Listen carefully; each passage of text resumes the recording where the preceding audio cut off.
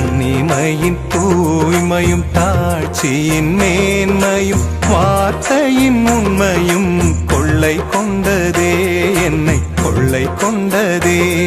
உன் கண்ணிமையின் தூய்மையும் தாட்சியின் மேன்மையும் வார்த்தையின் உண்மையும் கொள்ளை கொண்டதே, என்னை கொள்ளை கொண்டதே. இயேசுவின் தாசனாய் என்னை வாழ வைத்ததே, இயேசுவின் தாசனாய் என்னை வாழ வைத்ததே. அன்பே அருளே அமுதே அழகே நீ வாழ்க, நீ வாழ்க.